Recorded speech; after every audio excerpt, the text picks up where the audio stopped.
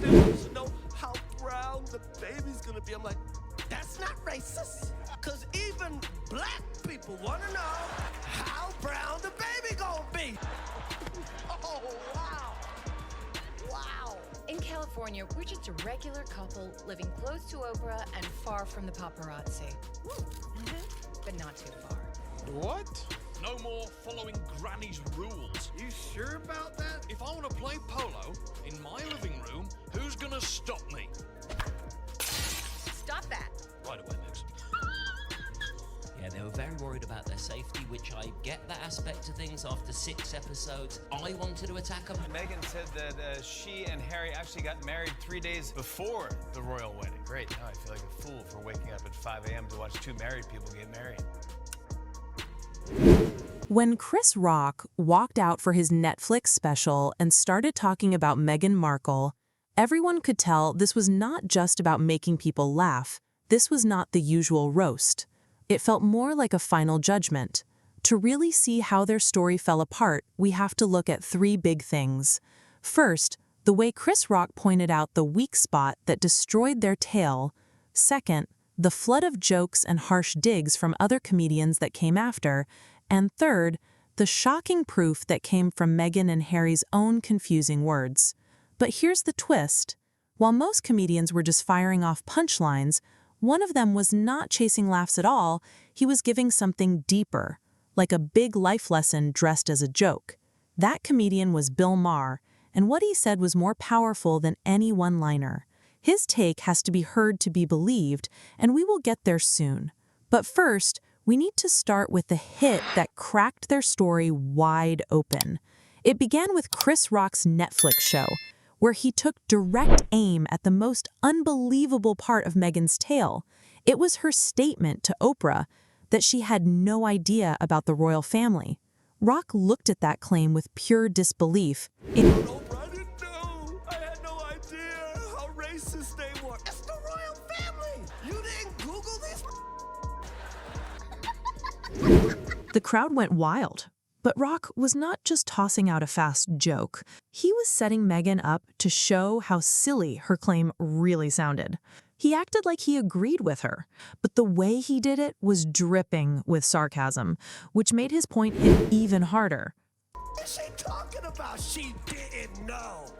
It's the royal family. They're the original racists.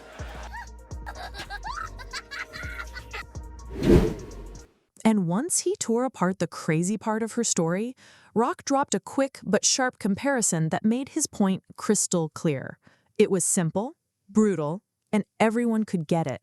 Marrying into the Budweiser family and going, they drink a lot. This motherfucker invested in slavery like it was shark. With her whole "I didn't know" excuse completely crushed, Rock moved on to her next big complaint. He said that what she tried to frame as racism was actually something way more ordinary and kind of petty. That she went through was not racism. It was just some in-law.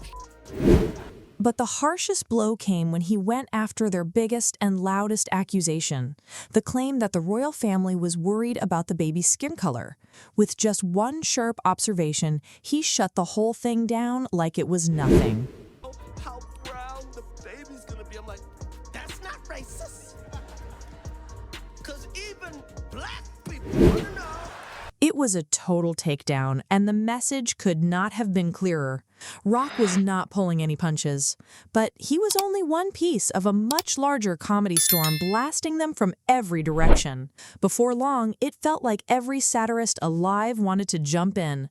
The jokes came from everywhere, but the first big wave rolled in from the British comedians, who tore into their fresh start in America without mercy. To tell my truth, I'm making a ton of money out of podcasting, as I don't have any acceptable talent. One show claimed Harry was still completely hooked on the royal status he was supposed to have walked away from. You're such a moderate achiever. How do you stay at the top of the middle of your game? An early start's important, so my butler Perkins gets up at 5 a.m. and does a 10K for me. They went after their giant Netflix deal too, making it sound like nothing more than a greedy money grab. He gets in, he wakes me up and Googles to see if I'm still fifth in line to the throne. Fifth in line? Yeah, Kate and Will's have any more kids. I moved down another. While the British comedians were busy making fun of their new life, the American late-night shows had already been teasing them for years. Saturday Night Live, for example, had this running sketch with the two princes that always kicked off by showing their awkward brotherly bond. The Television. Do you have a Netflix account? Yeah, it's got about $9 million in it. Marmalado. skits always made Harry look like the not-so-bright brother who could never really keep up. California, we're just a regular couple living close to Oprah and far from the paparazzi. Not too far. And the setup always ended in the same way. Harry would crack a joke at William's expense, William would get genuinely upset, and then Harry would quickly backpedal, scrambling to calm him down. We'd like to apologise. Unfortunately, William's hair was unable to make it this evening. This idea became a regular punchline across late-night TV, with hosts like Colin Jost famously joking about how their net worth was dropping fast. The Quidditch match, Ron Weasley. Who's Ron Weasley? The redhead one. It's Ron Weasley. Oh, I don't. Who cares? Everyone cares. Nobody knows Harry that. Potter makes up half of England's economy now. Others, like Jimmy Fallon, poked fun at strange little details from Meghan's Netflix show Love, Meghan, like her odd habits that left people completely confused. Oh, just shave it, Will. Okay, just shut up about the hair. What hair? Oh, I'm sorry. I'm sorry. I made him mad. I love you. But things turned even stranger once Harry and Meghan stepped away from their royal duties. The famous London museum, Madame Tussauds, actually removed their wax figures from the royal family section, and Conan O'Brien ran a whole bit imagining what happened to them afterward. Brother's fiancée, Miss Meghan Markle, is on the American program Suits. Yes. The only difference between that show and this is we watch this one. He even brought in a pretend museum worker who was creepily obsessed with the figures. The kids are being fussy and not going to bed. She puts on an episode of Suits and they're out. So.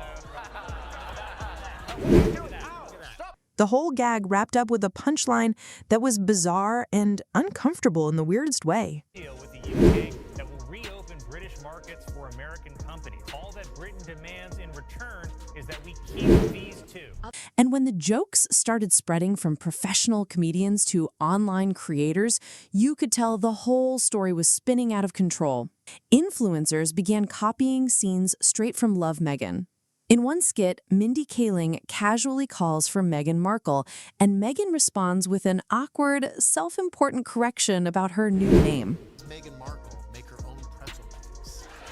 They don't know why. That's interesting. She takes it from one bag and puts it in another bag. There's another bag. That confuses people. They also mocked how Meghan often dropped celebrity names like they were her close friends, even when it seemed clear they were not. Mindy and I are such great friends, like besties, like I love her.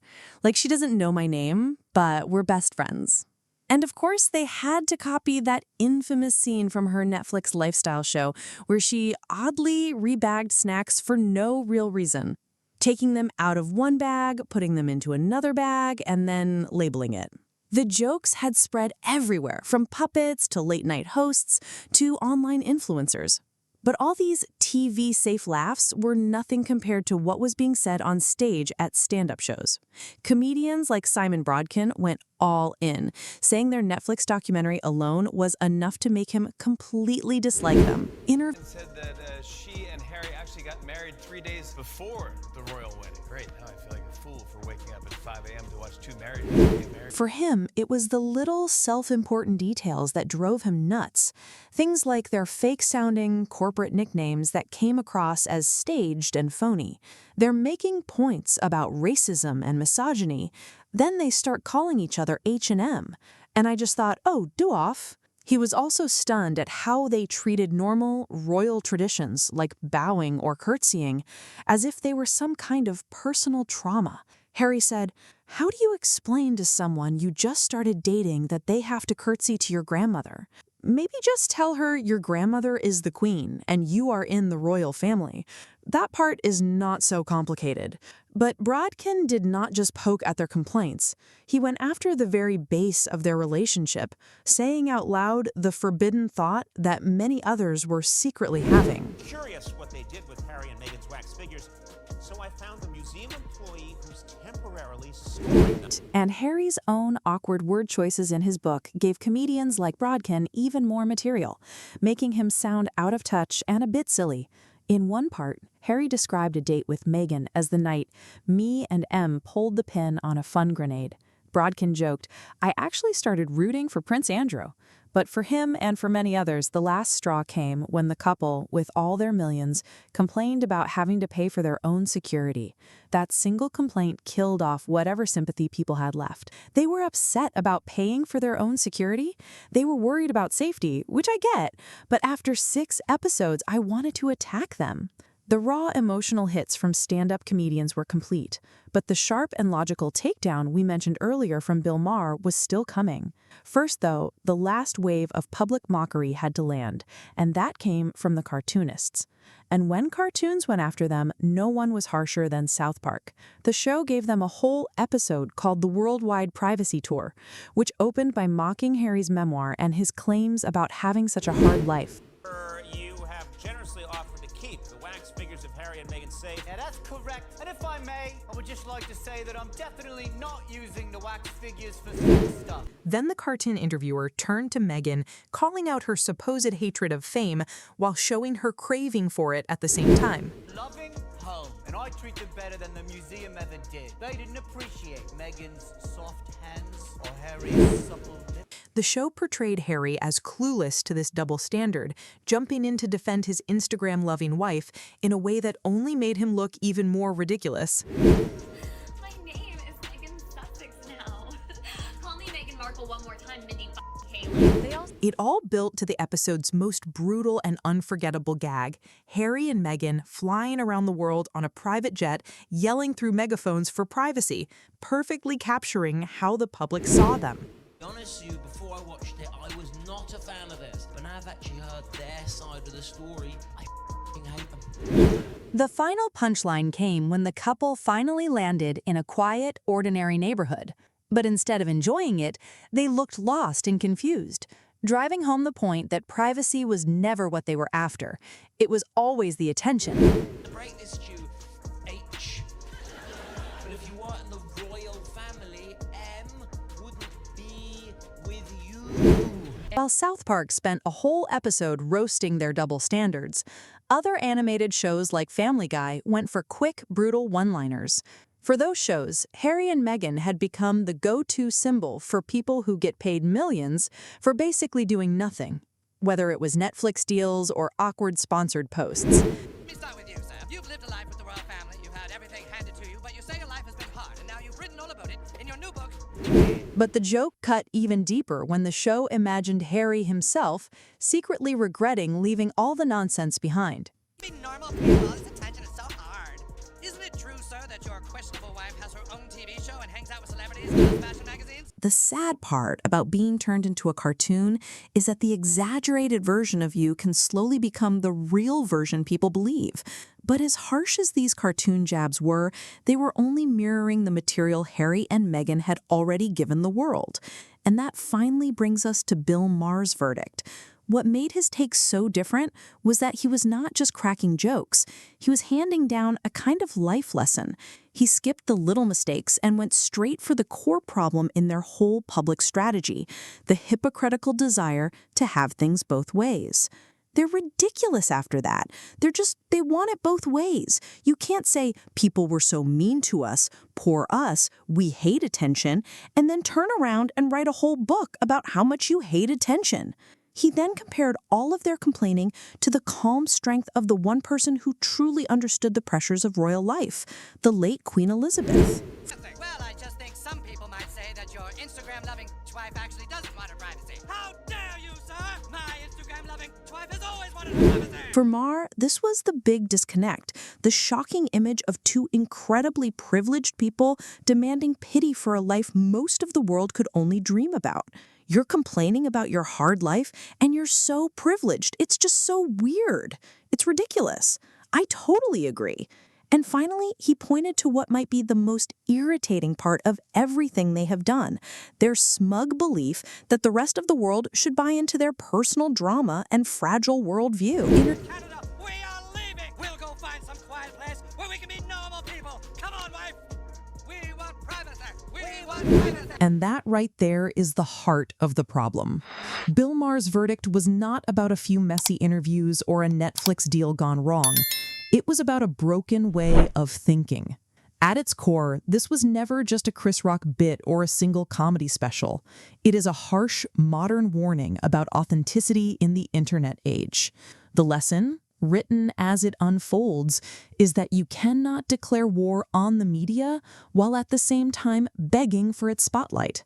And you cannot preach a story of suffering while living a life of obvious luxury and privilege.